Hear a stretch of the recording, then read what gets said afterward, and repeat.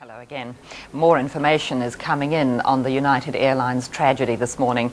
The airline now says that as many as 16 people are missing after disaster struck Flight 811 from Hawaii to Auckland. The missing passengers are believed to have been sucked out of the aircraft when the cargo door flew off, taking part of the fuselage with it. The aircraft had just left Hawaii with 354 passengers and crew on board when the pilot reported an explosion.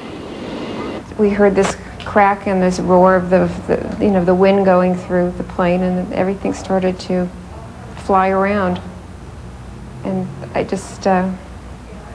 closed my eyes. I didn't look for about 2 minutes. I thought we were going to die. Both starboard engines then failed, and the pilot nursed the aircraft back to Honolulu. 11 passengers have been taken to hospital with minor injuries.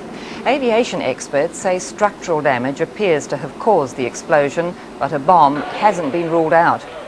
At Auckland Airport, relatives who had gone to meet the flight are waiting in an area away from the public.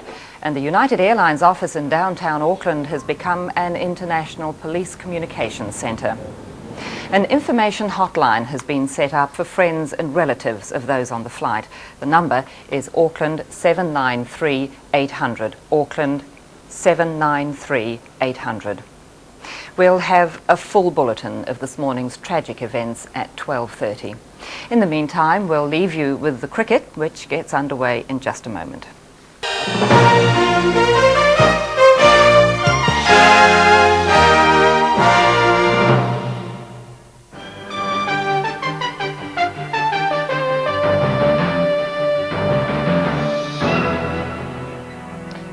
Good afternoon. Confusion still surrounds the tragedy which struck United Airlines Flight 811 from Honolulu to Auckland at 1 o'clock this morning, New Zealand time.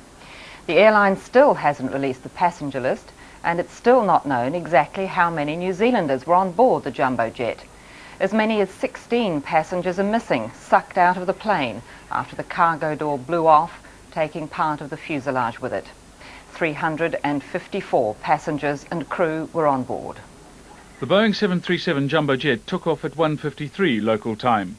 9 minutes later, the pilot reported an explosion and then the loss of power on number 3 engine. 8 minutes after that, he lost another starboard engine. The pilot nursed the jumbo back to Honolulu, where it made an emergency landing with a hole in its side big enough to drive a bus through. You've all seen the hole in the fuselage in the pictures. Here is a captain who was flying with a fully loaded 747. With that occurring, he then, as we have indicated here, had to shut down 2 engines. We're not prepared to comment on the cause of that, but 2 engines down with a fully loaded 747. He had to dump fuel and then fly the return to Honolulu and land that plane safely. We would characterize that as heroic. In Honolulu, 8 passengers and 3 crew members were taken to hospital. None are seriously hurt. Others appeared stunned by what had happened in the air. We heard this crack and this roar of the wind going through the plane, and everything started to fly around. And I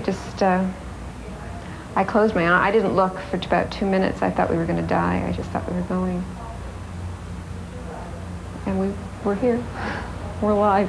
Can't believe it. All of a sudden, my wife and myself, we heard, I'll describe it, a hissing noise. We both looked at each other, and it lasted for a few seconds. And then all of a sudden, there was just a loud, bang. And we put our heads down, turned around, and a couple seconds later, turned around and looked at over to the right to the aisles, and there was just a huge hole. Investigators are keeping an open mind on the possibility of a bomb, but say the hissing sound that some passengers heard suggests there was some sort of structural problem. That seems to have happened in the vicinity of a cargo hold door, with the fuselage tearing along major seams. Debris from this area would then have peeled off and blown into the engines, possibly explaining why 2 of them shut down. There's none of the fragmentation normally associated with a bomb, but CBS News reports that a threat had been made against American air carriers flying through Hawaii. The Japanese Red Army warned it would attack a flight out of Honolulu unless one of its members, jailed in the United States, was freed before the funeral of Emperor Hirohito. That warning was passed on to the major airlines, and security had been stepped up. In the last few minutes, United Airlines has revised the number missing from 16 down to 9. In Auckland, a full emergency operation was set up at Mangere Airport to deal with friends and relatives, but only a handful turned up. Of the 354 people on board, about 150 are believed to have been bound for Auckland.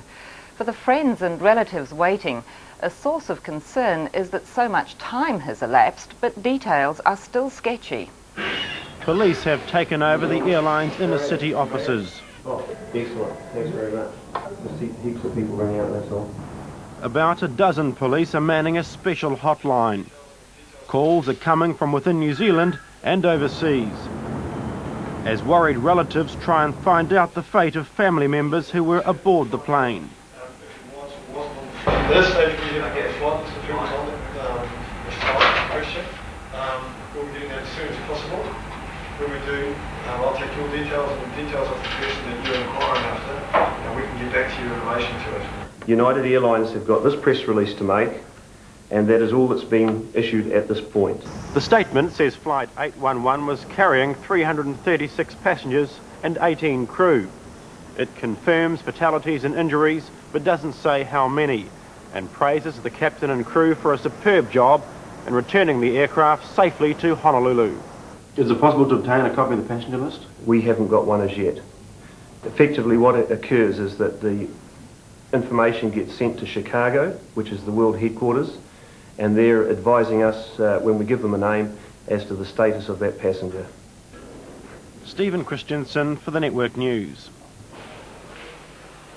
At Auckland Airport, officials were geared up for an operation that didn't happen.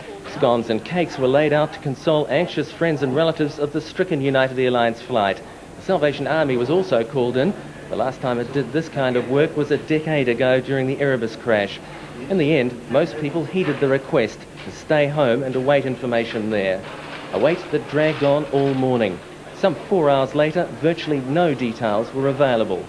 Those Take that Salvation have Army friends into or family on the flight at the moment will certainly be in a fairly distressful situation. They'll be wondering, of course, you know, is my friend or my family, have they died or are they still alive? That information hasn't yet come through, and so some people can withdraw and hold it, and there are others who really say, I need to talk to somebody. Salvation Army's right there just to share at that moment. United Airlines officials were still trying to sort out exactly who was on the plane in the first place. But it is known that anything up to 150 people were heading for New Zealand. Police say they've actually had more information from the public here in New Zealand than from authorities in Hawaii. That's because so far they've been rung by a number of members of the public who in turn have been contacted by survivors anxious to let them know that they're okay. Ian Sinclair at Auckland International Airport for the Network News. An information hotline has been set up for relatives and friends of passengers aboard Flight 811. The number is Auckland 793 800. That's Auckland 793 800. If more developments come in during the course of the day, we'll be here to bring them to you. Otherwise, we'll have full coverage of this morning's tragedy, as well as the rest of the day's events at 6:30. Till then, good afternoon.